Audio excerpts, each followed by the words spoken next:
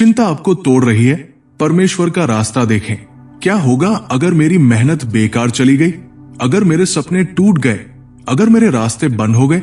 आप बाहर से हंसते हैं लेकिन भीतर से टुकड़ों में बिखर रहे हैं। दोस्तों, अगर चिंता का बोझ आपके कंधों पर है तो ये वीडियो आपके लिए है। आज मैं आपके साथ एक ऐसी सच्चाई साझा करने जा रहा हूं जो आपकी चिंता को सुकून में, आपके डर को विश्वास में और आपकी कमजोरी को शक्ति में बदल सकती है। लेकिन इसके लिए आपको इस वीडियो के आखिरी पल तक मेरे साथ रहना होगा। तो तैयार है? आइए शुरू करते हैं। चिंता का बोझ और परमेश्वर का रास्ता। सुबह जब आप आंखें खोलते हैं तो आपके मन में सबसे पहले क्या आता है? आपके काम, आपके खर्चे, आपके परिवार की जिम्मेदारियां, या वो डर जो रात को आपको चैन से सोने नहीं देता? हम सभी ने कभी न कभी इस चिंता को महसूस किया है। लेकिन क्या आप जानते हैं कि ये बोझ उठाना आपका काम नहीं है? ये चिंता, ये तनाव, ये डर, आप इसे परमेश्वर के हवाले कर सकते हैं और अपने जीवन में शांति ला सकते हैं। आज मैं आपको एक ऐसा मार्ग दिखाने जा रहा हूं जो चिंता की अंधेरी गलियों से निकालकर शांति की रोशनी तक ले जाएगा। ये कोई जादुई तरीका नहीं, बल्कि परमेश्वर का रास्ता है, समर्पण का रास्ता। लेकिन ये इतना आसान नहीं जितना लगता है। तो आइए इस यात्रा को एक साथ शुरू करते हैं। रुकिए, एक सवाल, आखिरी बार आपने कब बिना किसी चिंता के गहरी और चैन की नींद ली थी? अगर आपका जवाब है याद नहीं, तो ये वीडियो आपके लिए है।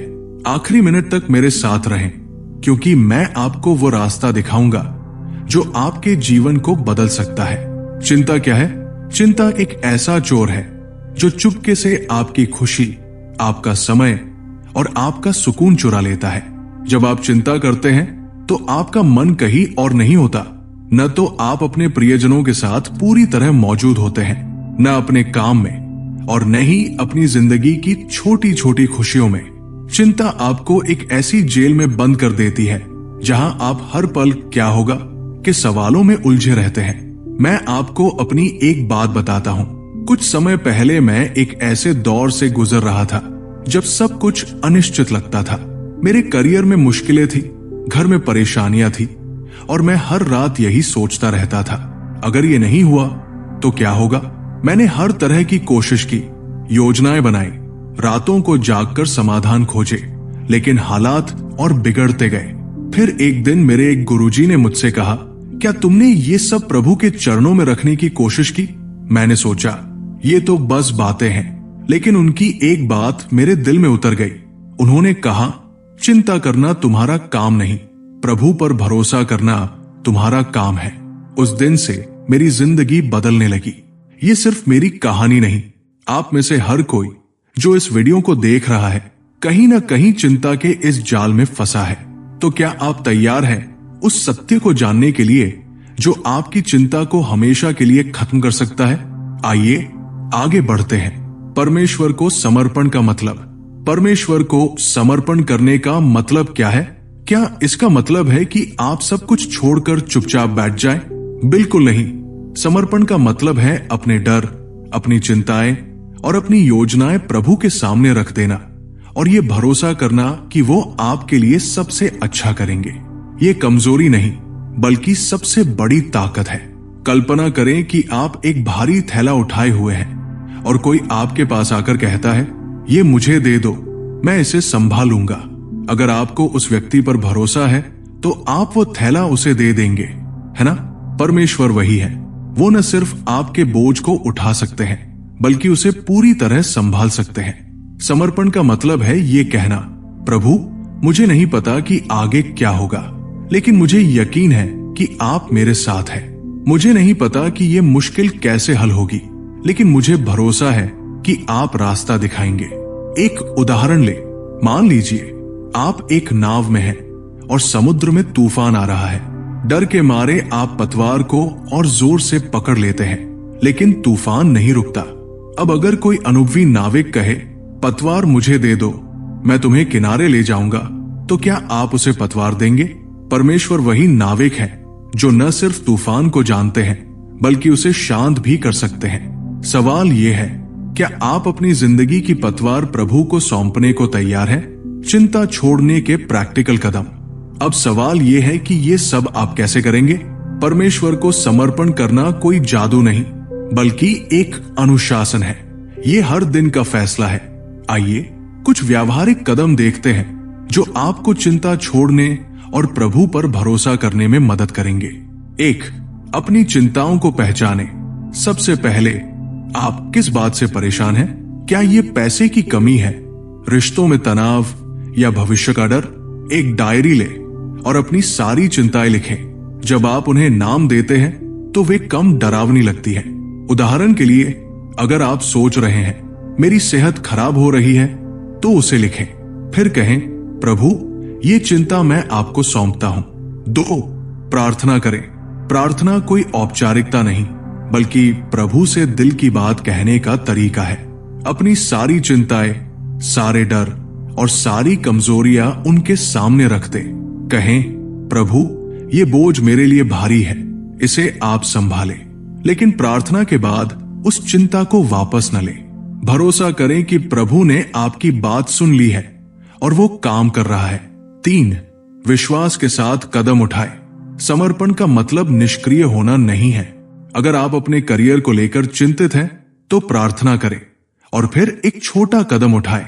शायद किसी से सलाह ले या नई स्किल सीखें। लेकिन ये सब डर से नहीं, बल्कि इस भरोसे के साथ करें कि प्रभु आपके साथ है। 4. चिंता की आदत तोड़े। चिंता एक आदत है और हर आदत को बदला जा सकता है। अगली बार जब आप चिंता करें तो रुके, गहरी सांस लें और कहें, मैं ये प्रभु को सौंप रहा हूं। फिर अपने मन को कहीं और लगाए। शायद एक भजन गाए, कोई किताब पढ़े या किसी से बात करें। इन कदमों को आजमाएं और आप अपने जीवन में बदलाव देखेंगे। लेकिन अभी रुके नहीं, क्योंकि अगला हिस्सा आपकी सारी शंकाओं को दूर कर सकता है। परमेश्वर आपके साथ है। जब आप अपनी चिंताएं प्रभु को सौंपते हैं तो आप अकेले नहीं रहते। परमेश्वर कोई दूर बैठा हुआ ईश्वर नहीं, बल्कि आपके हर कदम, हर सांस और हर आंसू में आपके साथ है। बाइबल कहती है, अपनी सारी चिंताएं उसी पर डाल दो, क्योंकि वह तुम्हारी फिक्र करता है। ये एक वादा है। प्रभु कहते हैं, मैं तुम्हें कभी नहीं छोड़ूंगा। तुम्हारा दर्द मेरा है, तुम्हारी चिंता मेरा है। जब आप ये मान लेते हैं कि प्रभु आपके साथ है, तो आपका डर धीरे धीरे गायब होने लगता है। आप समझने लगते हैं कि चाहे आपके सामने कोई भी मुश्किल हो, पैसों की तंगी, परिवार में तनाव या सेहत की समस्या, प्रभु उससे कहीं बड़े हैं। मेरे एक दोस्त की कहानी सुनिए। कुछ साल पहले उनके परिवार में आर्थिक संकट आ गया था। वे रात रात भर सोचते थे कि अब क्या होगा। लेकिन एक दिन उनकी बहन ने उनसे कहा, भैया ये सब प्रभु पर छोड़ दो। उन्होंने प्रार्थना शुरू की और छोटे छोटे कदम उठाए। धीरे धीरे चीजें सुधरने लगी। आज उनका परिवार पहले से ज्यादा सुखी है। ये कहानी मुझे याद दिलाती है कि जब हम प्रभु पर भरोसा करते हैं तो वो चमत्कार कर सकते हैं। क्या आप भी अपने जीवन में ऐसा चमत्कार देखना चाहते हैं? तो आइए देखते हैं कि आप इस समर्पण को अपनी रोजमर्रा की जिंदगी में कैसे जी सकते हैं। समर्पण को जीवन शैली बनाएं। परमेश्वर को समर्पण करना कोई एक बार की बात नहीं, बल्कि एक जीवन शैली है। हर सुबह जब आप उठें तो इस प्रार्थना के साथ दिन शुरू करें, प्रभु आज का दिन मैं आपको सौंपता हूं। मेरे डर, मेरे सपने, मेरी चिंताएं सब आपके हैं। मुझे मार्ग दिखाए। जब दिन में चिंता आए तो उसे तुरंत रोकें। कहें, नहीं, मैंने ये प्रभु को सौंप दिया है। फिर अपने मन को किसी सकारात्मक काम में लगाएं। प्रैक्टिकल टिप, अपने फोन में एक रिमाइंडर सेट करें। हर सुबह और रात को खुद को याद दिलाएं कि आपकी चिंताएं प्रभु के हाथों में है। मेरे एक रिश्तेदार हमेशा छोटी छोटी बातों पर परेशान रहते थे। मैंने उनसे कहा, जब चिंता आए तो 5 मिनट रुके, प्रार्थना करें और फिर कुछ और सोचें। उन्होंने इसे अपनाया और कुछ महीनों बाद वे बोले, अब मुझे चैन की नींद आती है।